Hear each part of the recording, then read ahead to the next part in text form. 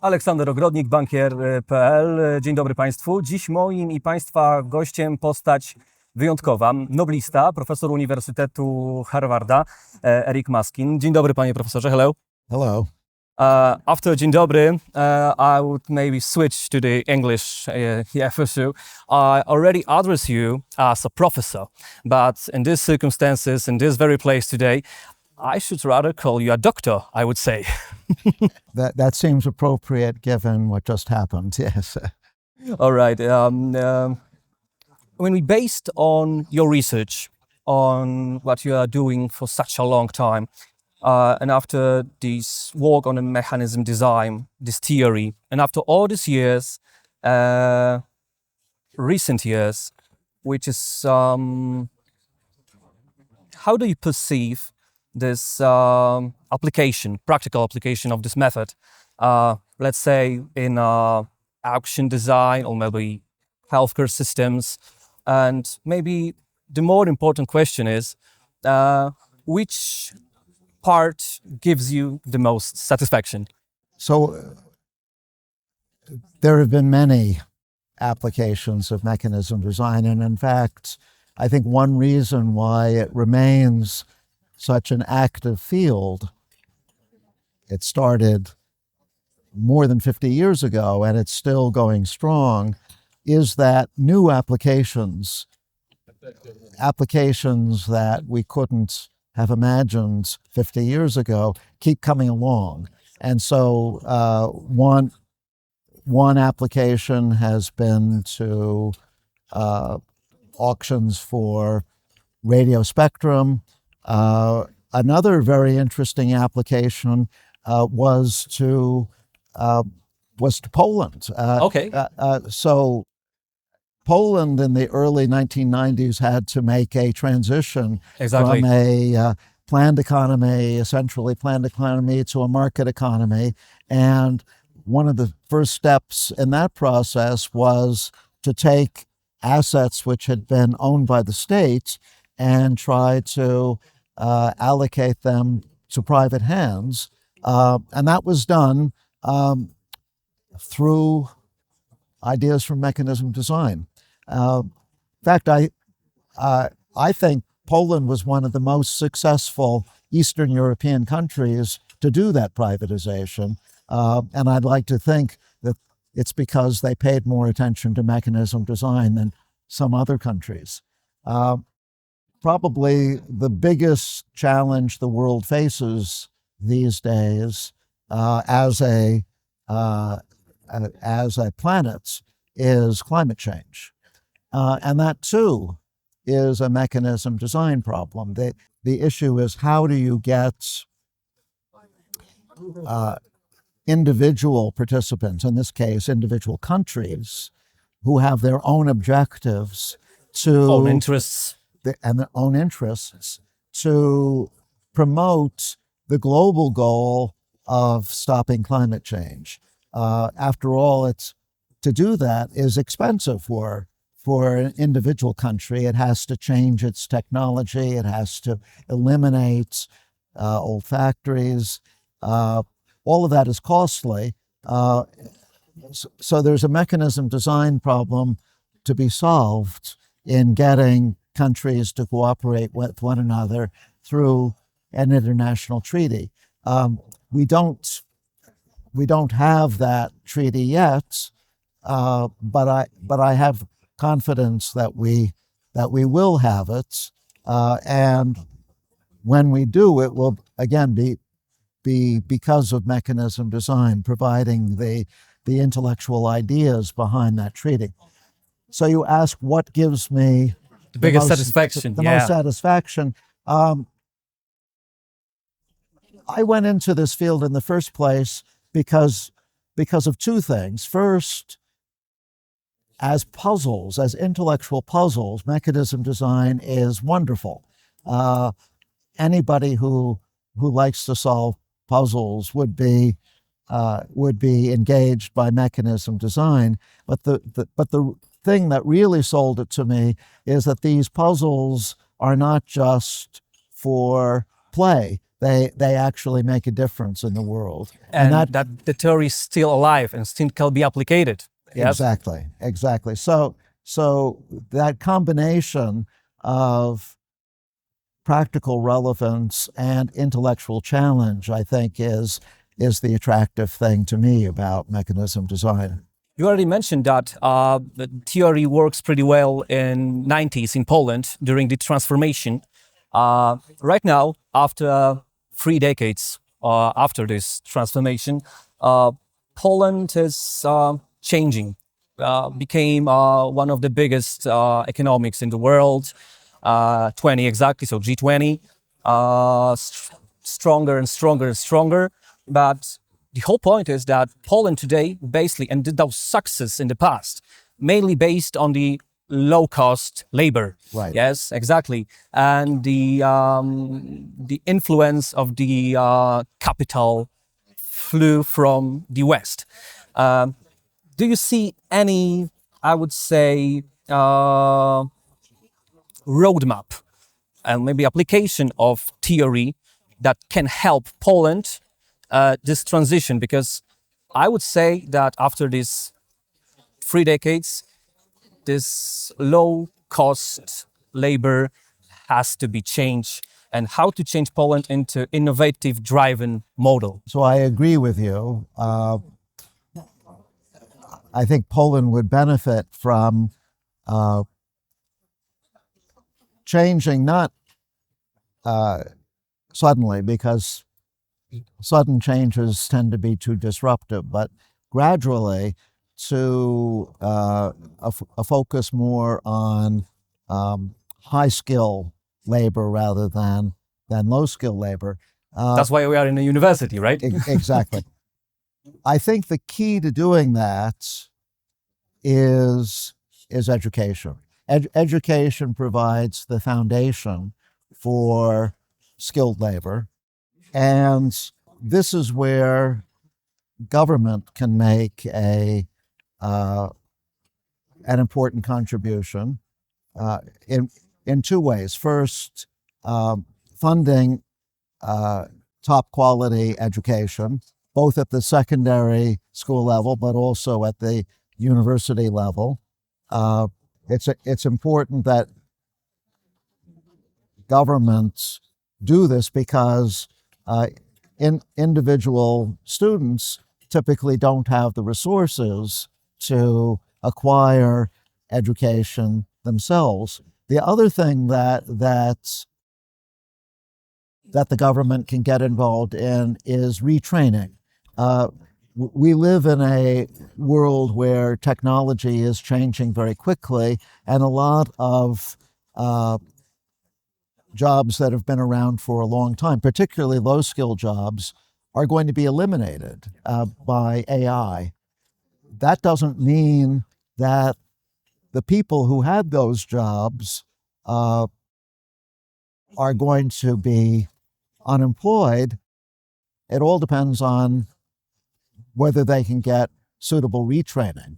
And here again, it's important that government make substantial investments in retraining. We can't expect people who have lost their jobs to do the retraining themselves. They need help with that, and particularly training for relatively high skill positions. So those 2 kinds of investments, education and training, I think, are the key to getting Poland on a path to higher skilled production.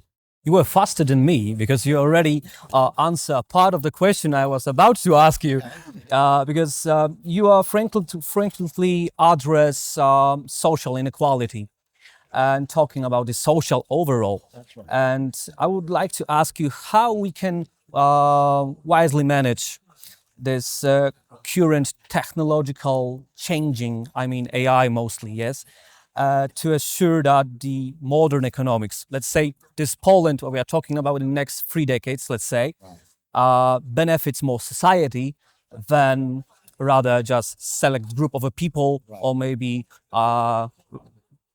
metropolitan areas, yes, and not villages, and so on that part. The last 30 years or so have been a period of extraordinary globalization. And I think on the whole, globalization has been a great success. Almost every country in the world is much richer than it was 30 years ago, thanks to globalization. The problem is that not everybody within a country is richer. Yeah, we saw this gap, right? We've seen a growing gap between the rich and poor. Globalization has increased GDP per capita, but that's an average number. Yes. And it's also increased the dispersion, the difference between rich and poor. And that's primarily, again, a question of skill level. People with high-level skills benefit from globalization because global markets have strong demands for people with high-level skills. People with low-level skills are getting left behind. And so for the sake of ensuring that the income distribution doesn't continue to get wider and wider, I propose the same sorts of ideas. Once again, education. It's education and job training, which are the key. The most important investment any country can make is in its people. And once again, this is not something that is going to happen automatically. We have to work on that. There needs to be a policy in that direction. We are living in, I would say, worldly geopolitical times, yes. There is some sentence in Poland, which means obyś żył w ciekawych czasach, means I wish you to live in a worldly, surprisingly times.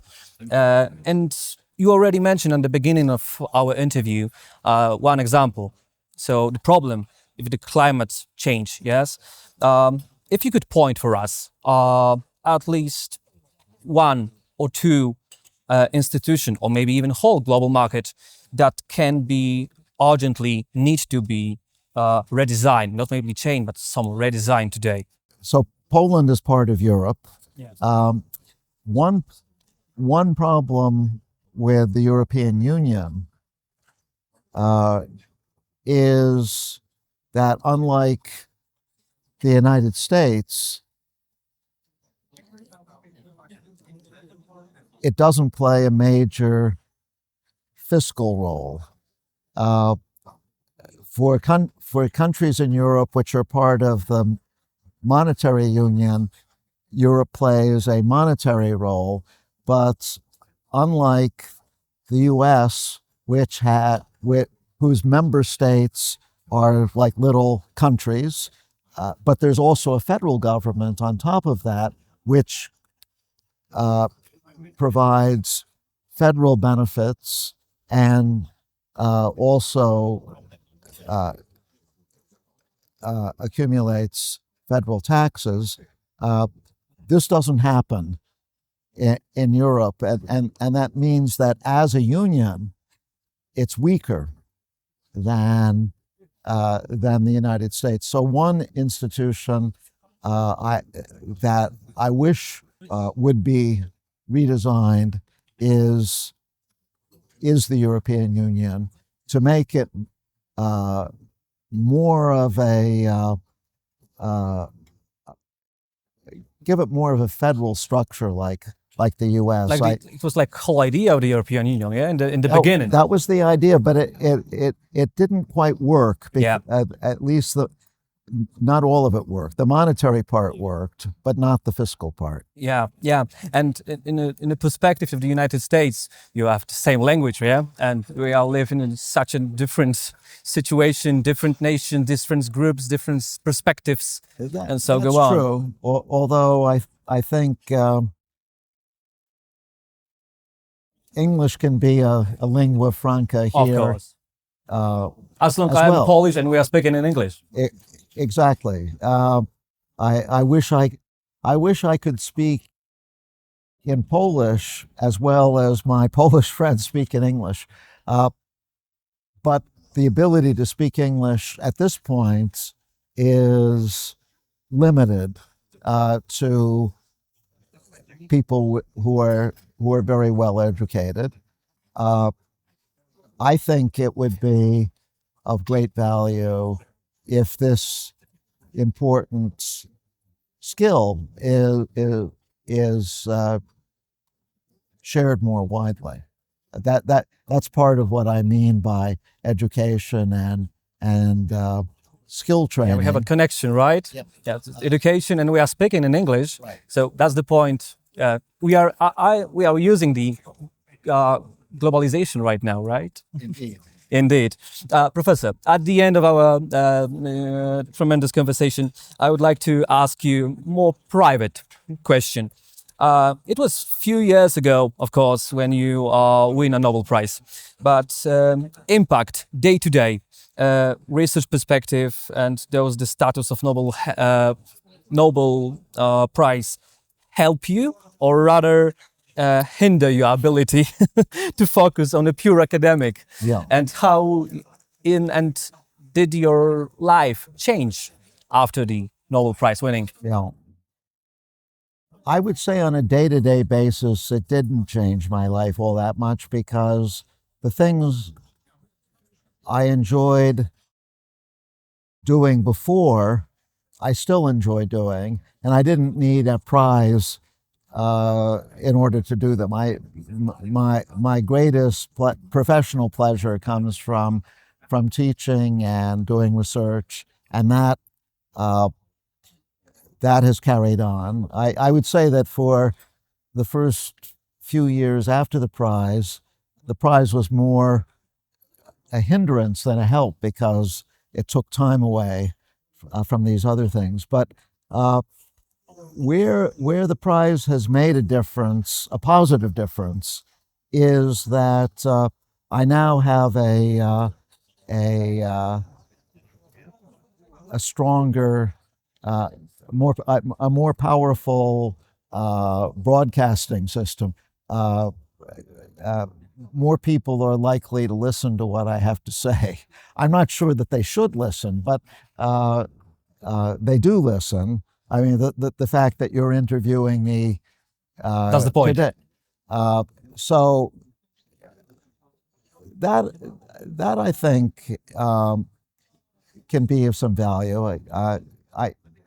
One thing that our world has, I'm afraid, turned away from in recent years is expert advice. Experts are now looked on with some suspicion. This happens particularly in the pandemic, where experts who were arguing in favor of COVID vaccinations were thought of as dangerous. That I think is very unfortunate, because in the complicated world we live in, of course, experts don't have all the answers, but they have. They're probably closer to the truth than people without that expertise. So I think one possible value of the Nobel Prize is that it allows some degree of expertise to permeate society. I think Nobel laureates, on the whole, have done a good job of speaking up on issues where they know something and have been a force for good in the world. And I hope that continues. And I hope that today honoris causa will help you to be louder in Poland in our dimension. Professor, I hope so too. It was a pure pleasure. Thank you for being with us. Thank you so much. Thank you for this interesting conversation. Thank you, professor, once again. Szanowni Państwo, to było wydarzenie na Uniwersytecie Ekonomicznym we Wrocławiu. My z bankierem jeszcze tutaj wrócimy i na to wydarzenie, na to specjalne wydarzenie, a więc forum z bankier.pl, zapraszamy już w październiku tego roku. Ciężko pracujemy nad tym wydarzeniem dla Państwa, także czekamy w październiku, właśnie w tym gmachu.